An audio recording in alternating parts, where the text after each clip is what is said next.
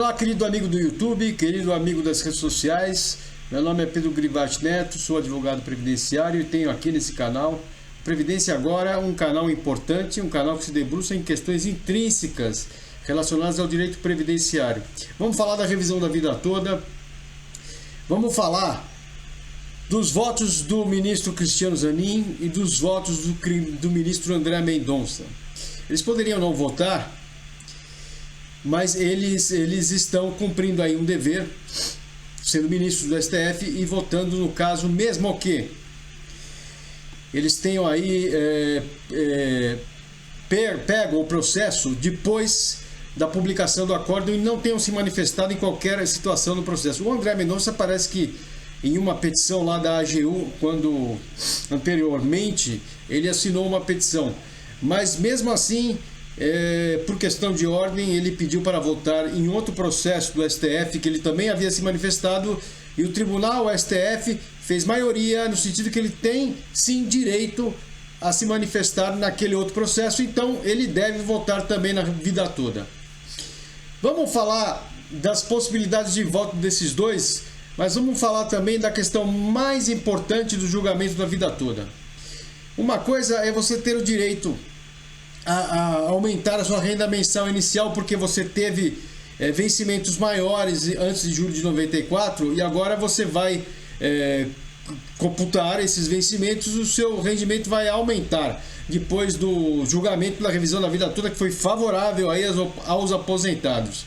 Mas vamos falar do tema principal, a modulação de efeitos do INSS.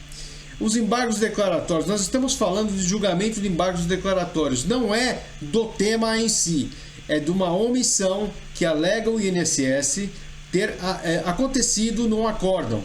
Dentro dessa omissão, o INSS fala de várias omissões que ocorreram, eles supõem que ocorreram várias omissões e entraram com o pedido de embargos declaratórios. Mas dentre essas omissões, várias são importantes, várias são delicadas, mas uma é a mais delicada, é a questão econômica. Logicamente que o processo já está ganho. Quem entrou com o processo de revisão da vida toda e os rendimentos ficam maiores, já está ganho. A questão é, e a bolada dos 5 anos anteriores à propositura da ação? A chamada prescrição quinquenal do INSS.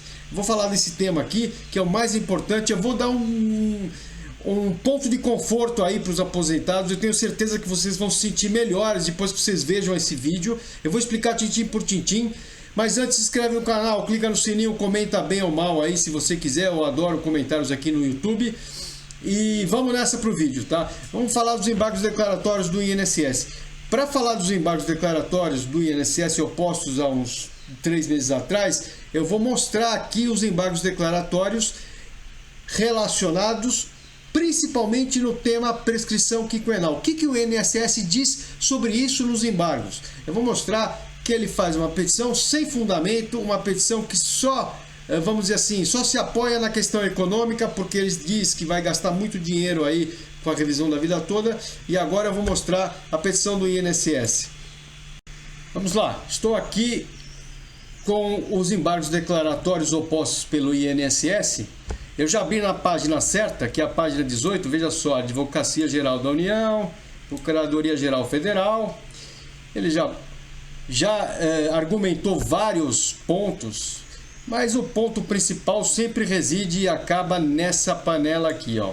Nesse contexto, o INSS requer que seja expressamente reconhecido o julgamento dos embargos de declaração, que a revisão de todos os benefícios concedidos e o pagamento de atrasados, estimados em bilhões de reais, configuram um ônus excessivo e desproporcional com prejuízo aos interesses gerais, assim entendidos os demais segurados da Previdência Social, presentes e futuros.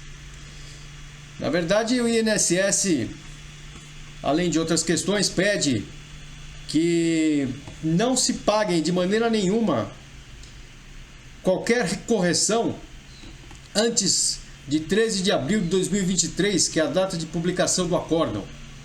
É a data que foi publicado o acórdão da revisão da vida toda.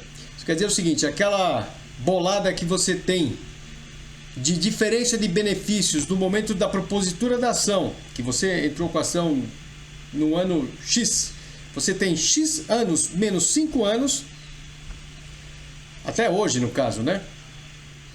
Você tem os 5 anos para trás da propositura da ação, mais os anos para frente até o dia que vão corrigir a sua renda média inicial. Tem casos aí que podem ser 9 anos, 8 anos. Veja bem, é muito importante essa questão. Essa questão é a mais delicada do processo. O direito de corrigir já está consagrado. Agora, o direito de pegar os atrasados, no meu entendimento, também está consagrado, mas o INSS insiste nessa questão econômica. Mais uma vez, o INSS pede e insiste na questão na questão do problema econômico, de quantos aposentados vão ter aí os seus direitos consagrados aí de ter a prescrição, no caso de pegar aqueles atrasados, aqueles remanescentes atrasados, os últimos 5 anos da propositura da ação até a data da correção da renda média inicial em cada ação.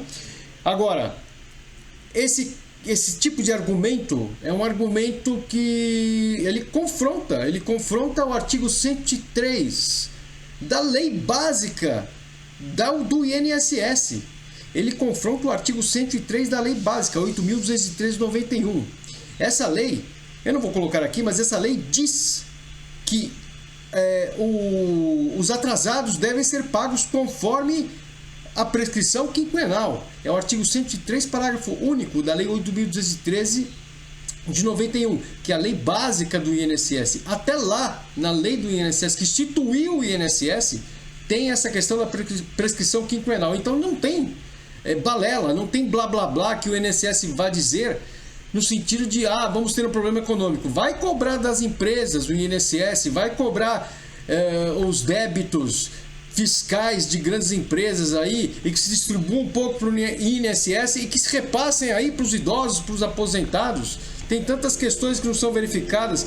Isso é importante. Mas o Alexandre de Moraes, no voto dos embargos declaratórios, ele foi bem nessa questão. Ele foi muito bem. Ele disse o seguinte. Bom, estou com o voto aqui do Alexandre de Moraes na tela. O voto dele.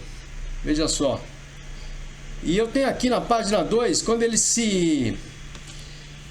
diz e argumenta sobre a questão que o INSS argumentou sobre prazos prescricionais e decadenciais para a revisão do benefício. O mais importante é isso aqui, ó.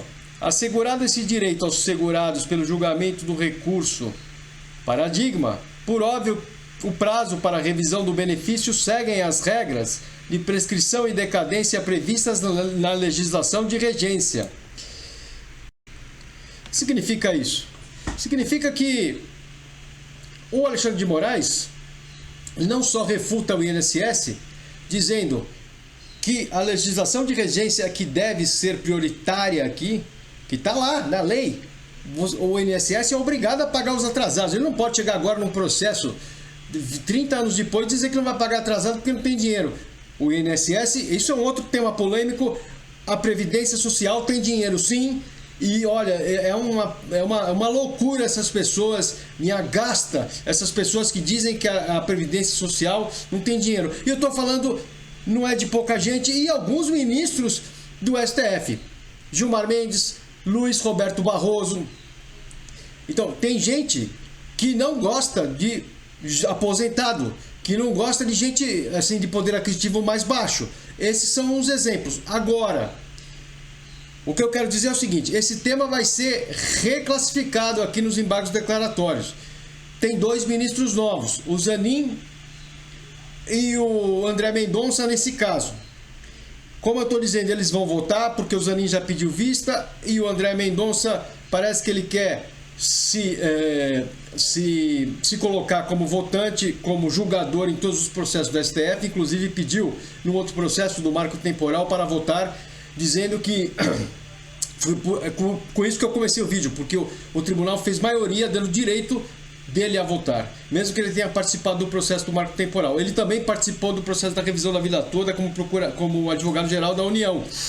Então, ele deve votar também na revisão da vida toda. Esse tema é o mais delicado, o tema da bolada que você vai receber de 5 anos antes de ter iniciado o processo. Como que a gente vai resolver isso aí? É de uma maneira assim bastante efetiva. todo mundo vai compartilhar esse vídeo, todo mundo vai mandar e-mail para o STF, todo mundo vai dizer para todo mundo abrir a boca, ir para as redes sociais dizendo: ministro Zanin, ministro André Mendonça, nós somos aposentados, idosos e precisamos de um voto favorável absolutamente na decisão dos embargos declaratórios da revisão da vida toda. Essa é a atitude que vocês devem tomar. Então, ir para a rede social, ir para o Facebook, ir para o Instagram, ir para o TikTok, mandar e-mail um para o outro, ligar, telefone, WhatsApp. Nesse sentido, ministro Zanin, ministro André Mendonça, vocês têm que se sensibilizar pela questão dos aposentados. Essa é uma solução. Esse foi meu vídeo de hoje. Um grande abraço. Se inscreve no canal, clica no sininho, comenta bem ou mal. Tenho todo o prazer em esclarecer o seu comentário. E até o próximo vídeo. Valeu!